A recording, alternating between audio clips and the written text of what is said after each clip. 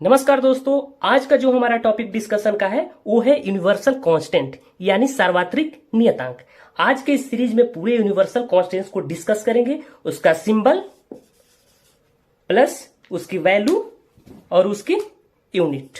ये जो universal constant है आपको टीजीटी और पीजीटी में each and every question solve करने में वेरी हेल्पफुल होगा। तो हम स्टार्ट करते हैं यूनिवर्सल कांस्टेंट को। कांस्टेंट ऑफ ग्रेविटेशन का मतलब कि इसका सिंबल क्या हो जाएगा, कैपिटल जी, और इसकी जो वैल्यू होगी वो क्या हो जाएगी 6.67 इंटू 10⁻⁻11 और इसकी यूनिट क्या हो जाएगी न्यूटन मीटर स्क्वायर और केजी के पावर -2। ये ग्रेविटेशनल कांस्टेंट की वैल्यू है यानी गुरुत्वाकर्षण नियतांक की। देखते हैं अगला क्या है। जो हमारा अवोगाड्रो कांस्टेंट है और दूसरा है बोल्ट्जमान कांस्टेंट। तो वन बाय वन देखते हैं। अवोगाड्रो कांस्टेंट यानी इसे एन से रिप्रेजेंट किया जाता है। क्या एन से रिप्रेजेंट किया जाता है और इसकी जो वैल्यू होती है 6.022 इंटू 10⁻23 मोल इनवर्स। ठीक है। अब जो हमारा अगला है बोल्ट्जमान कांस्टेंट यानी बोल्ट्जमान नियतांक, इसे हम के से डिनोट करते हैं और इसकी वैल्यू होती है 1.38 इंटू 10⁻23 जूल केल्विन इनवर्स। इसकी एक दूसरी वैल्यू भी होती है इलेक्ट्रॉन वोल्ट में, उसे भी हम देख लेते हैं। कभी कभार न्यूमेरिकल में वहां से भी काम बन जाएगा आपका 8.617385 into 10⁻⁻5 electron volt kelvin inverse. ये किसकी वैल्यू है बोल्ट्जमान कांस्टेंट की।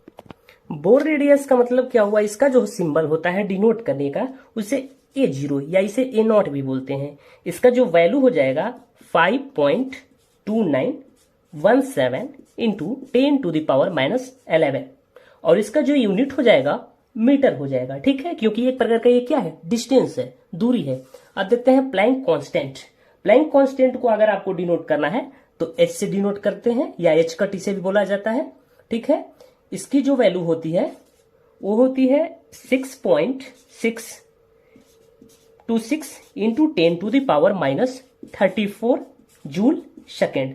अगर इलेक्ट्रॉन वोल्ट में इसकी वैल्यू देखा जाए, क्योंकि कभी कभार क्वेश्चन इलेक्ट्रॉन वोल्ट से भी बने हैं, तो 4.1356 इंटू 10⁻15 इलेक्ट्रॉन वोल्ट सेकेंड। ये प्लैंक कांस्टेंट की वैल्यू हो गई। फैराडे कांस्टेंट जिसे हम किससे रिप्रेजेंट करते हैं, एफ से रिप्रेजेंट करते हैं, कैपिटल एफ से। इसकी जो वैल्यू होती है वो होती है 96485 इंटू 0.30 मोल इनवर्स। ये किसकी वैल्यू होती है फैराडे कांस्टेंट की, एफ से डिनोट किया जाता है। ये इसका यूनिट हो गया। अगला जो हमारा है रिडबर्ग कांस्टेंट, इसे आर से हम डिनोट करेंगे। इसका जो सिंबल होगा क्या होगा आर से होगा और जो इसकी वैल्यू होगी वो होगा 1.09737। इसके बाद रेपिटेशन होने लगेगा मीटर इनवर्स। ठीक है, ये किसकी वैल्यू हुई रिडबर्ग कांस्टेंट की, यानी रिडबर्ग गैस कांस्टेंट को जनरली हम आर से रिप्रेजेंट करते हैं। ठीक है, जो इसकी वैल्यू होती है 8.3145 जूल केल्विन इनवर्स पर मोल इनवर्स। ठीक है, और इसकी जो एक इलेक्ट्रॉन वोल्ट में वैल्यू होती है वो होती है 8.6173 into 10⁻⁻5 electron volt kelvin inverse. एक आपकी वैल्यू मोल में हो गई और दूसरा जूल केल्विन पर मोल में, और एक जो वैल्यू है इलेक्ट्रॉन वोल्ट केल्विन में। चार्ज ऑफ प्रोटॉन को जनरली हम इससे डिनोट करते हैं। किससे, स्मॉल ई से डिनोट करते हैं। ठीक है, और इसकी जो वैल्यू होती है 1.602177 इंटू 10⁻⁻19। ठीक है, कूलाम। अगर आप इस वैल्यू को डेसिमल के बाद अगर 2 डिजिट पे भी सॉल्व करेंगे, यानी क्वेश्चन में वैल्यू को पुट करेंगे केवल ओनली 2 डिजिट तक, फिर भी क्वेश्चन इजिली सॉल्व हो जाएगा। अप्रॉक्स आपका आंसर सही माना जाएगा। अब जो हमारा है मास ऑफ इलेक्ट्रॉन, इसे हम डिनोट करते हैं ME यानी मास ऑफ इलेक्ट्रॉन। जो इसकी वैल्यू होती है 9.109 into 10 to the power -30। Question solve करते समय आप केवल डेसिमल के बाद 1 डिजिट या 2 डिजिट ले सकते हैं, उसमें कोई संदेह की बात नहीं है। तो जो मास ऑफ हमारा इलेक्ट्रॉन है 10 टू द पावर -31 kg हो जाएगा, ठीक है। और जो इसकी वैल्यू एटॉमिक मास यूनिट होती है, यानी यू से डिनोट किया जाता है, तो होता है 5.4857 into 10 to the power -4 U, ठीक है। ये मास ऑफ इलेक्ट्रॉन की वैल्यू है और ये किसकी है, चार्ज ऑफ प्रोटॉन की वैल्यू है। मास ऑफ न्यूट्रॉन है, इसको हम रिप्रेजेंट mn से करेंगे। किससे, mn से, मास ऑफ न्यूट्रॉन को। इसकी जो वैल्यू हो जाएगी वो हो जाएगी 1.6726 इंटू 10 टू द पावर -27। मैं बार बार इस बात को रिपीट कर रहा हूं कि आप डेसिमल के बाद केवल एक डिजिट का भी ध्यान रखेंगे, कोई दिक्कत की बात नहीं, क्वेश्चन इजीली आपका सॉल्व हो जाएगा और आंसर भी आपका अप्रोक्स सही माना जाएगा, ठीक है। तो ये मास ऑफ हमारा क्या हुआ, न्यूट्रॉन हुआ, यानी ये क्या हो जाएगा, kg हो जाएगा, ठीक है। अगर इसको U से रिप्रेजेंट करें यानी एटॉमिक मास यूनिट में, तो 1.00866 U, ठीक है। ये हमारा क्या हुआ, मास ऑफ न्यूट्रॉन। सेकेंड हमारा है परमेबिलिटी ऑफ वैक्यूम यानी निर्वात, ठीक है।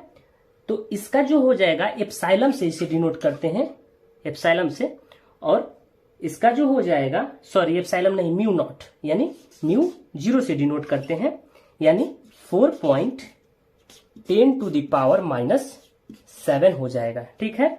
जब आप इसे सॉल्व करेंगे तो हो जाएगा आपका 12.566 इंटू 10 टू द पावर -7